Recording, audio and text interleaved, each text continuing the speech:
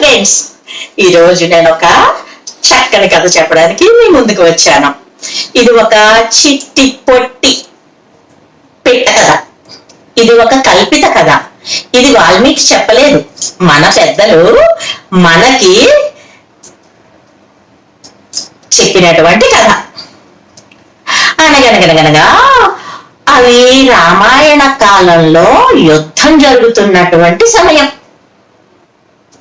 ఆ సమయంలో ఆహారాన్ని వెతుక్కుంటూ కొన్ని రాబందులు ఆ యుద్ధం జరిగే ప్లేస్ కి వచ్చాయంట. అప్పుడు అక్కడ ఉన్నటువంటి మృత కళేబరాలని చూసి, న్యాచురల్ స్కావెంజర్స్ కదా అవి, ఎంతో సమృద్ధిగా ఆహారం దొరికింది అంటూ ఆనందంగా ఆహారాన్ని స్వీకరించడానికి అవన్నీ బయలుదేరాయి, ముందుకు వచ్చాయి, తిందామని ఆశగా చూస్తున్నాయి. అప్పుడు వాటిల్లో ఒక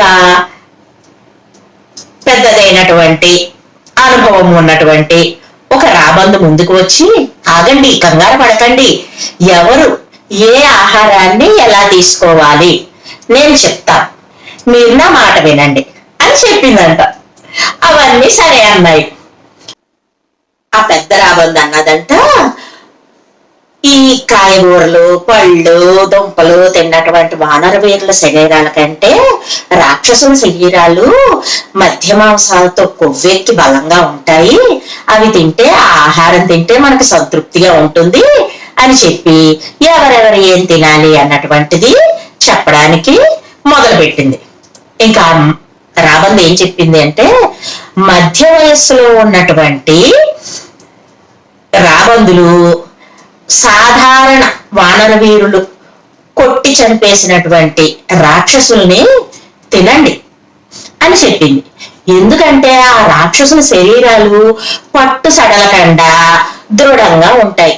ఆ కళేబరాలను పీక్కు తినాలంటే ముక్కు బలం చాలా గట్టిగా ఉండాలి. అందుకని ఆ రాక్షసుల్ని మధ్య వయస్సు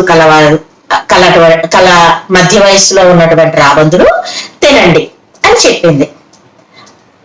అప్పుడు ఇంకా యవ్వనంలో ఉన్నటువంటి రాబందుల్ని పిలిచి, నలుడు, నీలుడు, అంగదుడు, జాంబవంతుడు ఇలాంటి వారు కొట్టి చంపిన రాక్షసుల్ని మీరు తినండి. ఎందుకంటే ఆ వీరులు కొట్టిన దెబ్బలకి ఆ రాక్షసుల శరీరాల్లో అవయవాలన్నీ కదిలిపోయి దోర జామపళ్ళలా ఉంటాయి. వాటిని మీరు చక్కగా ఆస్వాదిస్తూ తినండి, ఆ రాక్షసుల వంతు మీది అని చెప్పింది. ఆ తర్వాత యుక్త వయస్సులో ఉన్నటువంటి రాబందులు ఈ పంపకానికి అంగీకరించాయి. ఆ తర్వాత ఏం చెప్పిందంటే, ఇంక ఇప్పుడే పాలకొళ్ళు వస్తున్నాయి కదా, పాల ముక్కులు వస్తున్నాయి కదా రాబందులకి, చిన్ని రాబందులు, మన చిట్టి రాబందులు, వాటికి లక్ష్మణ స్వామి, సుగ్రీవుడు అలాంటి వీరులు కొట్టి చంపినటువంటి రాక్షసుల్ని ఆ పిల్లలకు పెట్టండారా అని చెప్పింది. ఎందుకంటే ఆ మహావీరుల దెబ్బలు తిని చనిపోయినటువంటి రాక్షసులు ఆ శరీరాలు ఎలా ఉంటాయంటే బాగా ముగ్గిన బొప్పాయి పళ్ళంలా ఉంటాయి.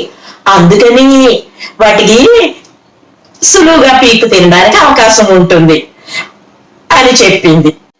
చివరిగా ముసలివాళ్ళైన రాబందులన్నీ కూడా ఆంజనేయ స్వామి కొట్టి చంపిన రాక్షస వీరుల కళేబరాలు తినండి, ఎందుకంటే పచ్చడి బండతోటి మెత్తగా నూరేసినట్టు నుజ్జు అయిపోయి ఉంటాయి ఆ శరీరాలు.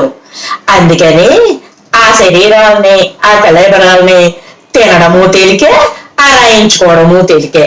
అందుకని వృద్ధులైన రాబందులందరికీ స్వామి హనుమ కొట్టిన రాక్షసుల వంతు అని చెప్పి ఆగింది పంపకాలు చేస్తున్న రాబందు. ఇంతలో ఒక యువ రాబందు ముందుకు వచ్చి, తాత, నువ్వు చెప్పిందంతా బాగానే ఉంది, ఏ వీరుడు కొట్టిన రాక్షసుల్ని ఎవరు తినాలో బాగానే వంతులు వేశావు, కానీ ఆ శ్రీరామచంద్రుల వారు కొట్టిన రాక్షసుల్ని మాత్రం ఎవరు తినాలో నువ్వు చెప్పలేదు అని తన సందేహాన్ని వెలిబుచ్చింది.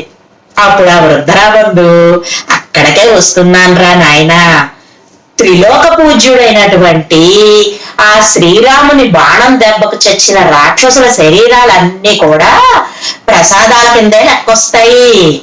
కనుక మనందరం కూడా ఆ శరీరాల నుండి తలకో ముక్క పీక్కొని కళ్ళకద్దుకొని నోట్లో వేసుకుందామరా అంటూ తన ప్రసంగాన్ని ముగించింది.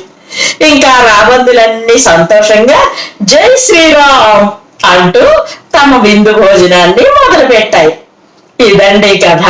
మన పెద్దలు రామాయణ కాలంలో ఉన్నటువంటి వీరుల బలాబలాల్ని చమత్కారంగా చెప్పడంతో పాటు రామభక్తిని కూడా పొంగించారు.